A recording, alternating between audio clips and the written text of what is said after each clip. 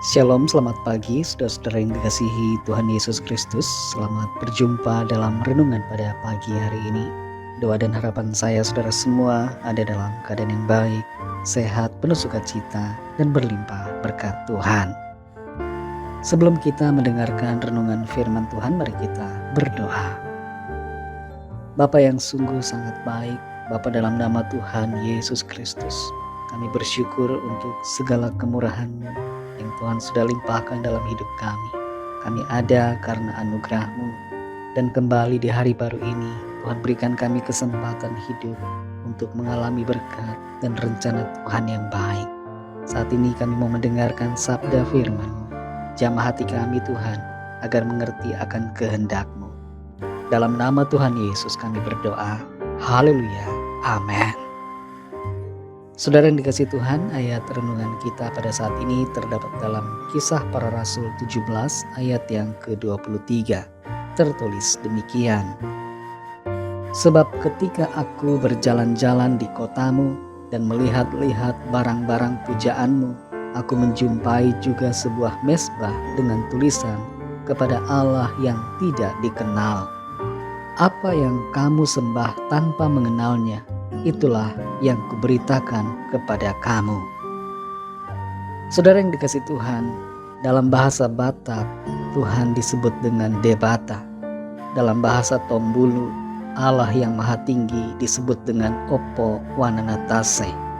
Dalam bahasa Sentani, Tuhan Pencipta disebut dengan Ako Tua. Dalam bahasa Jawa, Tuhan disebut dengan Gusti atau Sang Hyang. Dalam bahasa Sunda, Tuhan disebut Pangeran atau Nugusti. Semua suku dan bahasa di dunia ini mempunyai sebutan sendiri untuk Tuhan Pencipta. Dan secara universal, Tuhan menaruhkan dalam hati setiap orang suatu kesadaran akan kehadiran dan eksistensi Tuhan dalam alam semesta.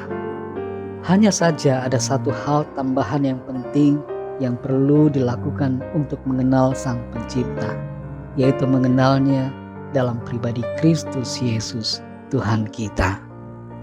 Kisah Para Rasul 17 ayat 23 ini memuat kisah di mana Paulus sedang berada di Athena, yang sekarang ini adalah ibu kota dari negara Yunani. Di situ Paulus berinteraksi dengan budaya dan agama orang-orang di kota yang dikunjunginya itu.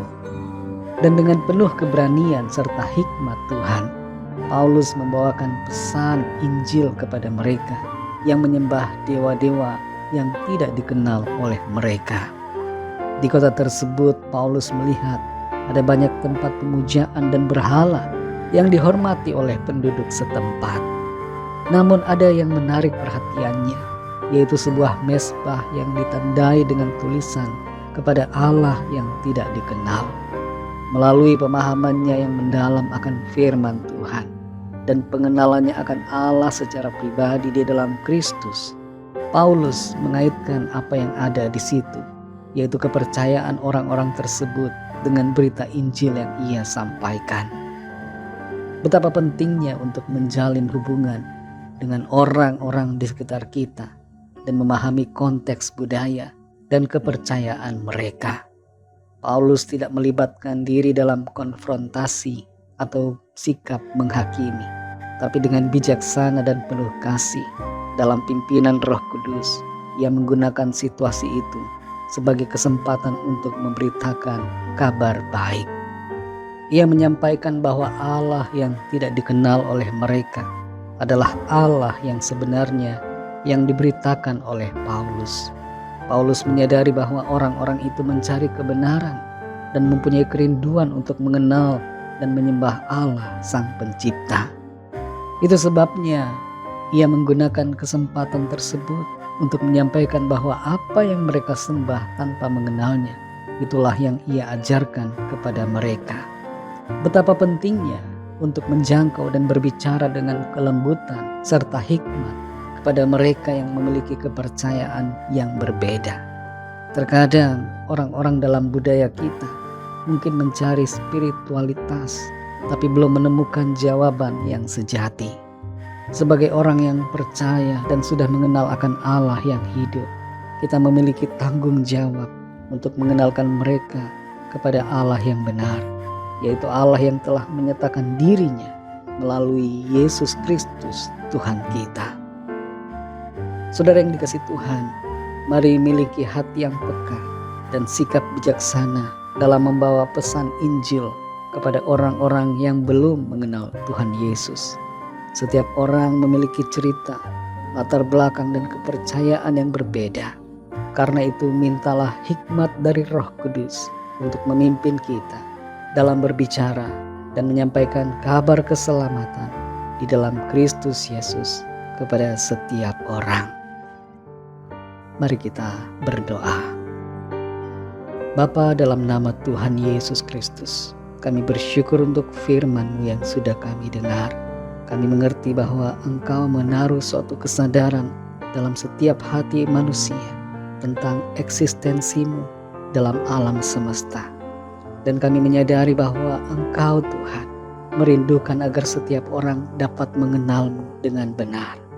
Tolong kami supaya kami dapat mengerti apa yang harus kami katakan, apa yang harus kami sampaikan, apa yang harus kami ucapkan untuk memperkenalkan Engkau, Allah yang benar, yang telah menyatakan diri dan kemuliaan-Mu di dalam Kristus Yesus Tuhan kami, agar setiap orang terbuka dan memiliki perjumpaan serta pengenalan pribadi akan Engkau ya Tuhan Yesus. Terima kasih Tuhan, pimpin kami Roh Kudus, supaya kehidupan kami berdampak bagi orang-orang di sekitar kami, itu dengan membawa mereka kepada pengenalan yang benar akan Tuhan.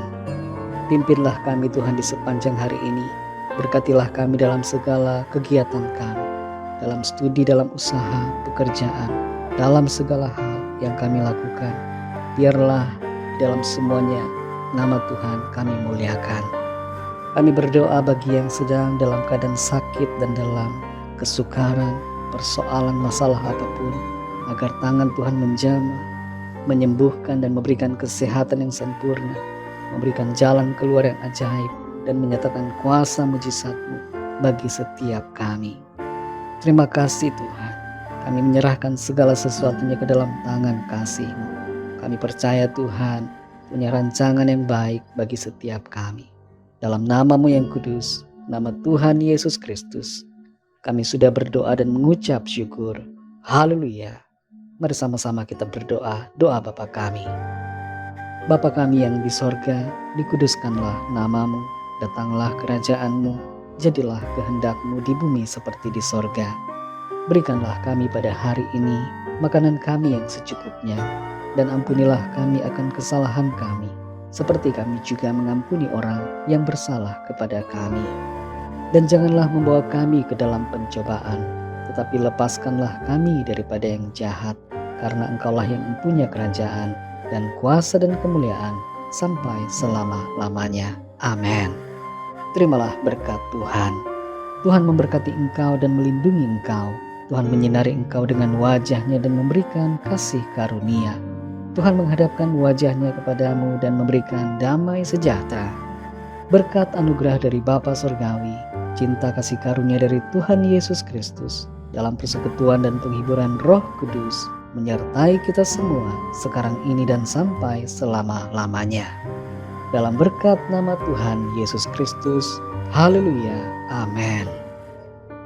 Puji Tuhan, saudara yang dikasihi Tuhan, saya percaya firman Tuhan menjadi berkat dan kekuatan buat saudara semua, dan Roh Kudus akan menolong saudara untuk lebih lagi memahami kebenaran firman Tuhan.